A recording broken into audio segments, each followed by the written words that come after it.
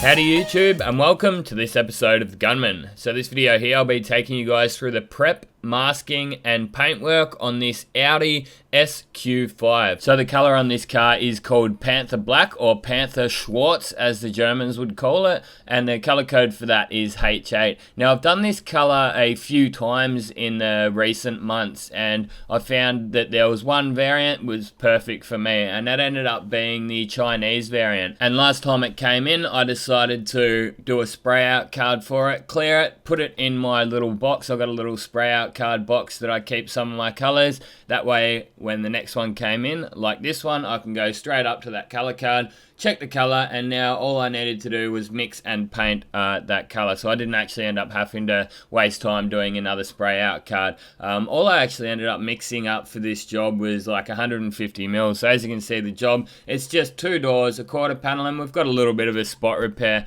on the rear bumper bar there. You may have also noticed the color matching light that I was using just before. That's the Scan Grip color matching light, and I must say I'm pretty impressed with it. And this is a bit of a comparison from the Scan Grip to the Stando Lux IQ light. You can notice straight away that the Stando Lux is a lot of a bluer light, but yeah, I'll go more into detail on the Scan Grip color matching light later on. I think I'll do a specific review on that. I must say just quickly that I am pretty impressed with it, and the price is definitely better than the Stando Lux, and absolutely blows the sun gun out of the water. But we'll continue on with this job for now. So first up, as always, I'm just giving the panels a good wipe down and a good clean down. So I'm using a mixture of 50-50 methylated spirits and water. Methylated spirits is also known in America as denatured alcohol. So if there's any American viewers out there wondering what I'm referring to when I say methylated spirits, it's just denatured alcohol. And as far as the water goes, just standard tap water.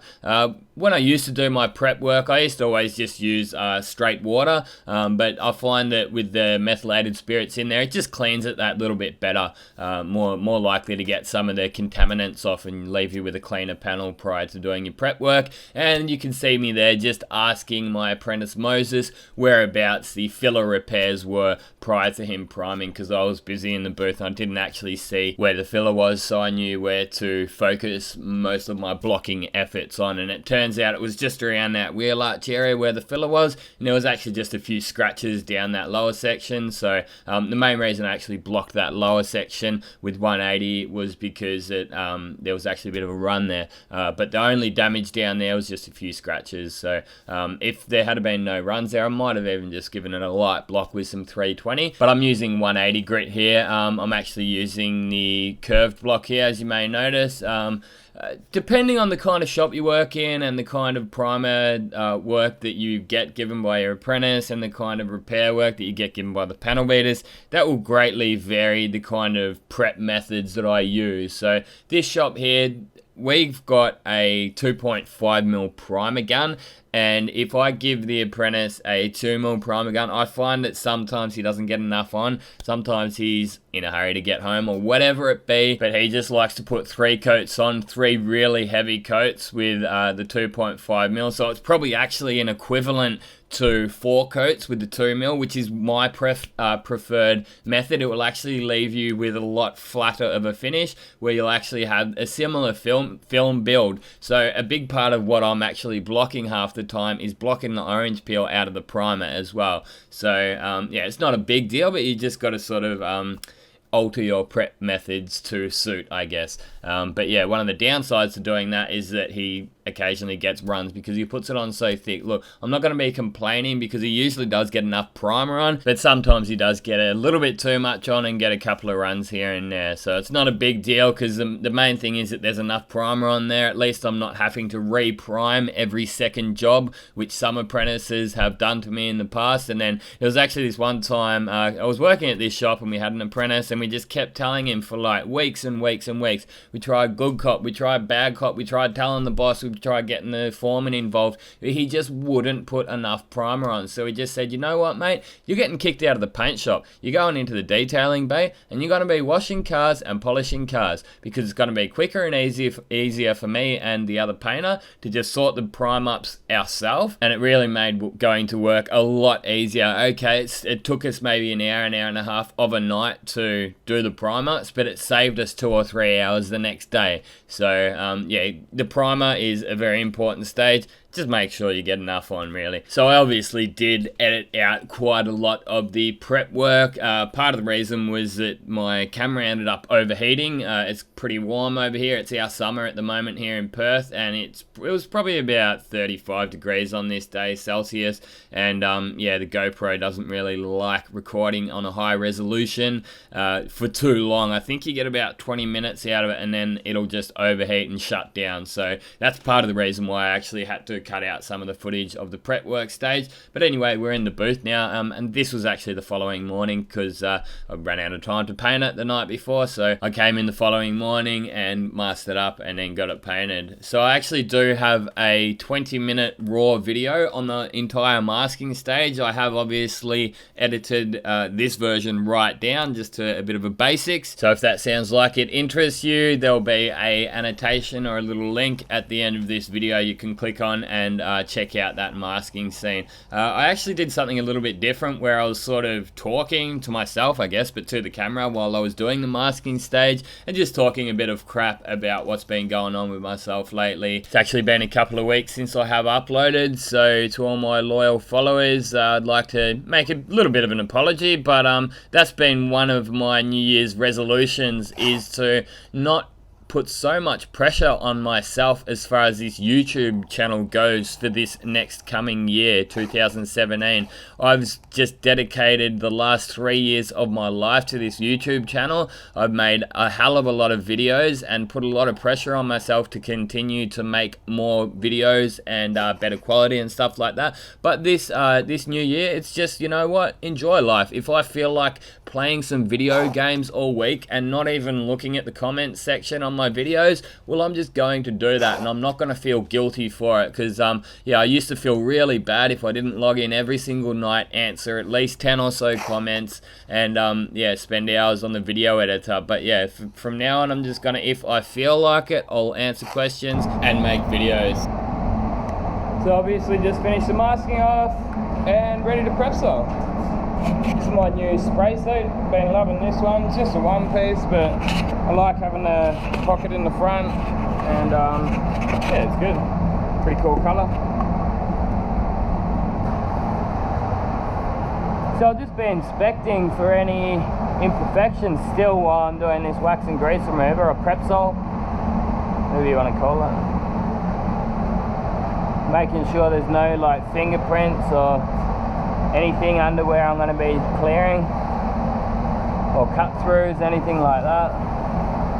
So I had a job the other day, a couple of weeks ago now, like I had it all prepped up and then got the panel beater to see if he could take the petrol flap or the fuel flap off, and he had a go at it, but when he did it, he must have had like some crap on his fingers, and he's gone and stained the panel with a fingerprint. I missed it when I was wiping it down, and I cleared over it because it was just the blend area there, so I had to get him to pull the petrol flap back off and had to redo it.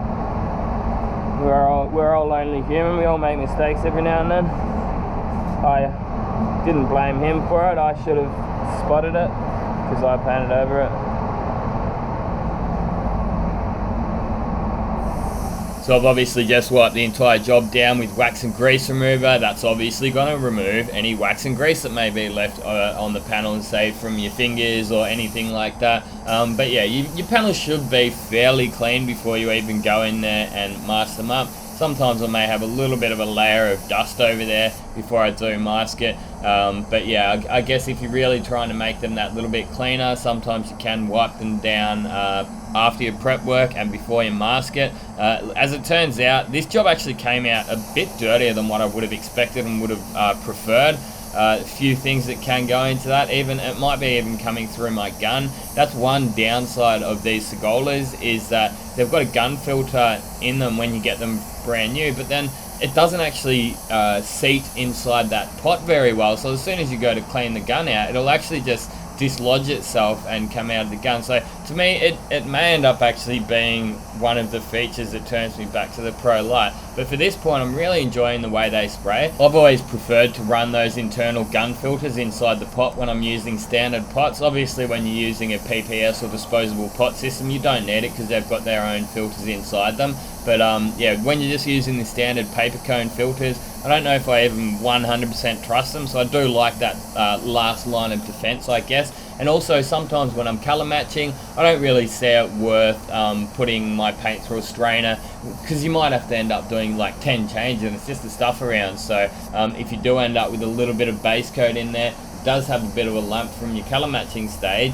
then it'll sort of filter that out as well. But yeah, a lot of the time, most of your crap in your end result will actually come from your base coat stage. Like, you won't see it in your base coat, but it will be there. These tiny little bits of crap that when you clear over them, they'll sort of look like larger bits of crap. Well, that's my take on it anyway. I could be wrong, but that's what I think. So I reckon that this job was a little bit dirty, but I reckon it was there before I actually went to clear the panel anyway. It could come off yourself, but I'm wearing my paint suit. As you can tell, the masking is pretty nice and tight and clean and neat. The booth is clean, obviously. It's just had a full service. My guns were clean, so you know, it's just a process of elimination, and I would personally put it down to that base coat stage. A couple of chunks of crap could have came through on that base coat stage, and this color here has actually got one of the DuPont powder pearls in it. So it's a Standox system, and in some of their specific colors, like with the big pearls in them and that, they've actually got the DuPont powder pearls in there. So could possibly be partly that. It didn't really happen the last couple of times I did bumper bars, so you could probably eliminate that, but it's a possibility, I guess. So I've kept the gun settings the same as before Christmas, and that's just full fan, 1.5 bar pressure, and 4 turns out with the fluid. You can see it atomizes quite nicely, and yeah, I'm very impressed with these Segolas. I think I have actually created a bit of interest in these guns. And one thing that I will actually criticize Segola for, and this is just a bit of probably feedback as much as anything, if anyone releases a brand new gun, you should make that gun available to the public the same time as it's available to the online personalities or whatever. I know that a few other people did get given these guns at the same time as me, but nobody could go out and buy them yet. So it turns out, yes, I really do like these guns, but we had them like 2 months before anyone could even get one, and it's actually created a little bit of speculation on whether or not these are even prototype guns. And I'm even sort of starting to think the same thing, like, is this actually the end product? Like, is this what's going to be getting sent out to everyone, or is it some people are saying that it could be a slightly more refined gun than anyone else is getting? You know, like, what they can do when they're manufacturing a gun is they can actually spend a little bit more time on the polishing stage, on the air caps and on the internals and all that kind of thing, so you get a better airflow and all that kind of crap. And there has been a bit of speculation around that. So that's my biggest bit of negative feedback that I can give to Segola. Hope they take it on board and learn something, because it's even put me in a bit of a funny situation when people are saying, oh, where can I get one of them? I really want one. And I'm like, well, you kind of can't yet, you know, like, they're not even out yet. And they're like, oh, well, that's a bit crap. If it was literally given to me as a prototype gun for research and development purposes, that would be different. You know, if they were saying, well, look, we're thinking of producing this gun, but we want your opinion on it, it would be totally different, and I would sort of make different videos on it. I would make videos on the prototype Segola. But yeah, there has been a little bit of confusion around the matter, and speculation, more, I guess, more so than confusion. But yes, I do hope that this is exactly the same as the other 4600s and the mass-produced 4600s. But you know what my mate Chris from up at Spray Guns Direct said? He said, look, we'll give it 6 months or even maybe a little bit more. Wait until a few batches have been produced of the 4600, and then he said that he'll actually send one out just for the purpose of seeing if it is exactly the same. So I actually got both of these guns through Segola, directly from Segola in Spain, not Spray Guns Direct, which I do get a lot of my guns from. But yeah, it was good of Spray Guns Direct to say, yeah, we're happy to sort of supply a gun just for the purpose of making sure that they haven't done what has been speculated, if you know what I mean. So yeah, just to make sure that it is exactly the same as the other guns, because it's going to make me look silly at the end of the day. If this is a gun that has been specifically polished or made better than the other guns, it's going to make me look like an idiot. Because if I'm going around saying, man, this is the best gun I've ever used, I totally love it, you know, it's up there, like it's my new #1 gun or whatever, and then it's not the same as the Segolas that everyone else is getting in their hands, well, it will make me look like a little bit of a fool, and I don't want that. So yeah, it's good that Spray Guns Direct are happy to send one out in the future for me. But Segola, I will say, all that speculation, that is your own fault because of the way that you've done this.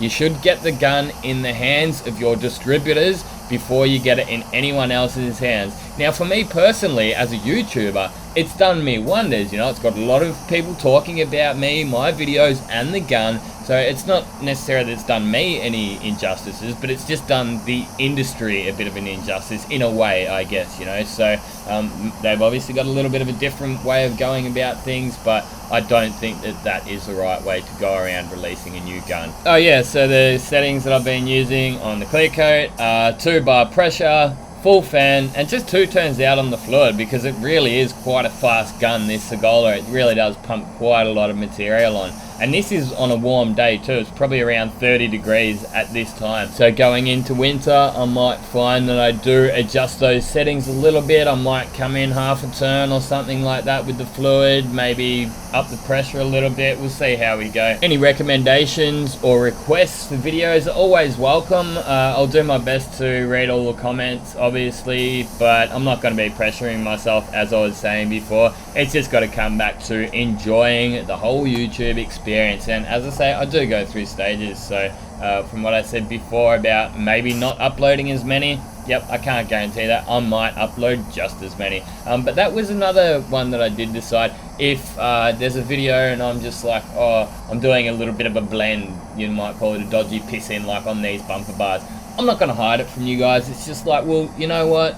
You're going to get a few haters no matter what you do, and if doing that little blend out makes people think I'm a hack and I'm a shit painter or whatever it be, go for it. I don't really give a shit anymore. Look, this is Smash Repairs at the end of the day. I'm there to make $1, and if my boss wants me to do it that way and it's going to save them money, well, so be it, you know. It's like we've got wars going on all over the world, Syrian refugees flooding our countries and all that bloody bullshit, and you're worried about someone doing a bit of a blend in or a fade out on a quarter panel pillar. Yeah, whatever. I'm not really too fussed. There's much bigger things going on in the world than that. So yeah, as you can see, look, there is a few more bits of crap than what I would prefer. I ended up actually polishing this one up myself because we're a little bit quiet at work at the moment coming back from the new year.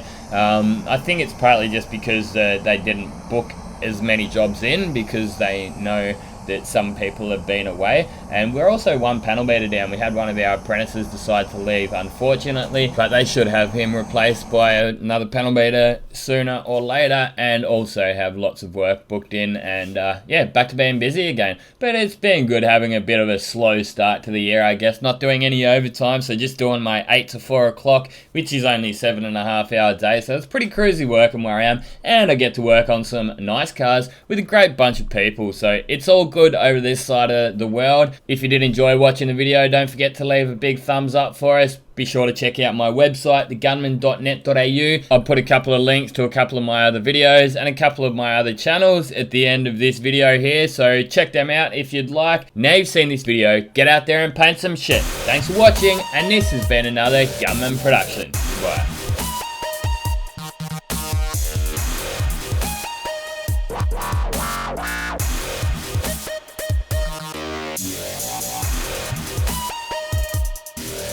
Yeah.